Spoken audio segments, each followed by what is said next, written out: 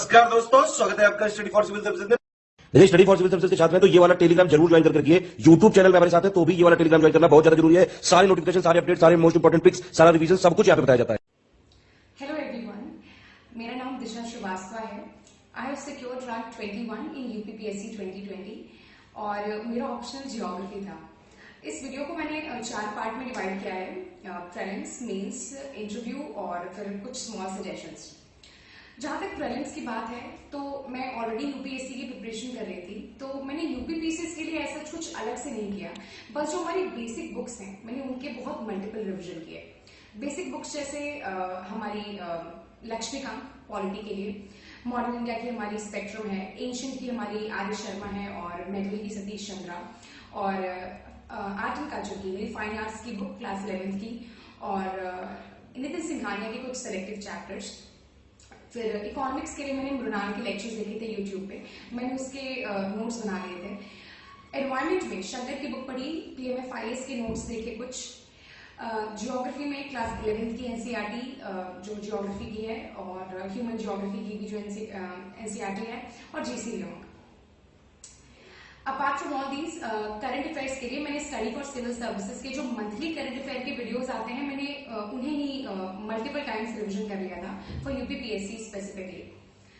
Now when it comes to paper 2 तो मैंने उसके लिए ऐसा कुछ खास अलग नहीं किया था। On the day of my prelims मैं कंप्लीटली न्यूट्रल माइंडसेट से गई थी without any expectations, and I try to attempt maximum number of questions, तो this work for me.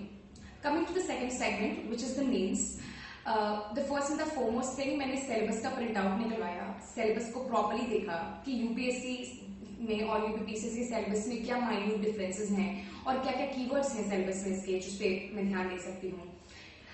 Coming to GS1 जो कि हमारा स्टैटिक सिलेबस है मैक्सिमम, उसमें वही standard books art and culture की, जियोग्राफी की मैंने इस्तेमाल की, पर साथ में जैसे वर्ल्ड हिस्ट्री है तो उसके लिए मैंने मार्केट से पीडीएफ ले लिया था, वो मैंने रीड कर लिया था। बट इस बार वर्ल्ड हिस्ट्री के क्वेश्चंस थोड़े कंटेम्प्रेरी थे, तो आई थिंक आप वर्ल्ड हिस्ट्री को थोड़ा और वाइडली पढ़ सकते हैं, थोड़ा सा किसी अच्छे सोर्स से।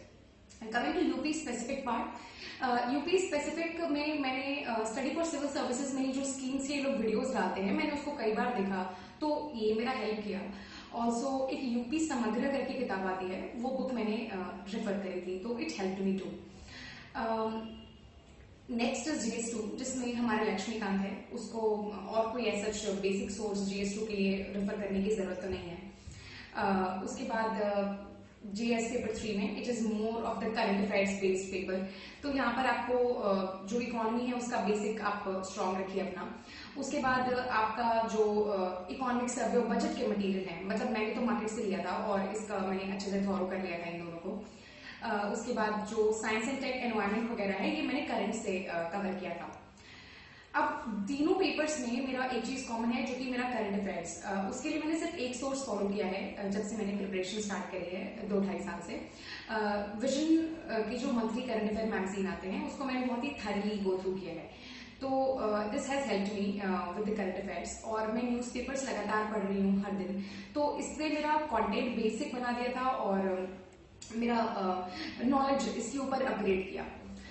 नाउ GS पेपर 4, इसके लिए मैंने कुछ अलग से नहीं पढ़ा, बस मैंने सिलेबस देखा, उसमें जो जो कीवर्ड्स थे, जो चीजें थी, मैंने उनको अच्छे से गो थ्रू किया, उनके सबके एक स्टैंडर्ड डेफिनेशन और उससे रिलेटेड कुछ इम्पोर्टेंट एग्जाम्पल्स, जैसे किसी सिविल सर्वेंट का कोई एग्जाम्पल दिया आपने, तो मैंने इसके छोटे नोट्स बना लिए इस पूरे के।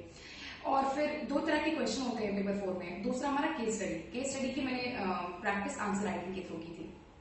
कमिंग टू माई ऑप्शनल, मैंने GS की तो कोई कोचिंग नहीं करी है, पर ऑप्शनल के लिए I am taking coaching in Bajiram, तो मेरे उसके नोट्स थे। ऑल्सो 500+ के क्वेश्चंस आते हैं मार्केट में, मैंने उसको बहुत मल्टीपल रिविजन किया। प्लस जो हमारी कुछ इंपॉर्टेंट बुक्स हैं, मैंने उसको सिर्फ रेफरेंस के लिए देखा, जैसे हमारी माजिद हुसैन है ह्यूमन के लिए, हमारी सविंदर सिंह फिजिकल के लिए, और खुल्लर जो है हमारी इंडियन जियोग्राफी के लिए, just for the references part. Also जब मैं न्यूज़पेपर पढ़ती थी तो मैंने अपने आंसर्स को ज्यादातर कंटेम्प्रेरी बनाने की बहुत कोशिश की। जब मैं न्यूज़पेपर्स पढ़ती थी तो जो उसके एग्जाम्पल्स हैं, जो जियोग्राफी में एज एन आंसर में लोग साइड कर सकते हैं, वो मैं हमेशा अलग से लिख लेती थी, तो ये सब ने मुझे काफी हेल्प किया। Coming to my Hindi part, Hindi के लिए मैंने 5 आवर्स का वीडियो डाला था स्टडी फॉर सिविल सर्विसेज में। उसको मैंने कई बार रिपीटेडली देख लिया, उससे नोट्स बना लिए कि लेटर राइटिंग का फ्रेमवर्क क्या होता है और पर्यायवाची, मुहावरे वगैरह, तो 3-4 बार देख लिया, तो it help me as well. Then the most important part which is जो आंसर राइटिंग है, मैंने जब से तैयारी अपनी शुरू की है, मैंने आंसर राइटिंग बहुत ही थरली करी है। हर दिन मैंने आंसर लिखा है। सबकी अलग स्ट्रैटेजी होती है, सबके लिए अलग अलग चीजें वर्क करती हैं। इट वर्क फॉर मी। मैंने हर दिन आंसर राइटिंग की और इससे मुझे बहुत एज मिला। इवन मेरे प्रीलिम्स के रिजल्ट के बाद और मेरे मेंस पेपर के बीच में मैंने हर दिन आंसर राइटिंग की। दिस हेल्प मी टू, मेरा पेपर पूरा हो पाया, एज वेल एज मैंने पेपर सारे अच्छे से टाइम लिमिट में कंप्लीट किए, तो this was beneficial for me. ऐसे राइटिंग के लिए भी मैंने कुछ भी अलग से नहीं किया, मैंने सिर्फ प्रैक्टिस करी है। Several online platforms are available, जैसे इनसाइट्स है, और भी बहुत सारे प्लेटफॉर्म्स हैं, उस पर मैं हमेशा लिखती थी।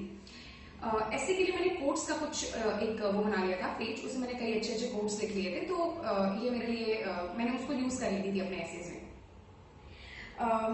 नेक्स्ट कम्स जो हमारा थर्ड सेगमेंट है, विच इज इंटरव्यू।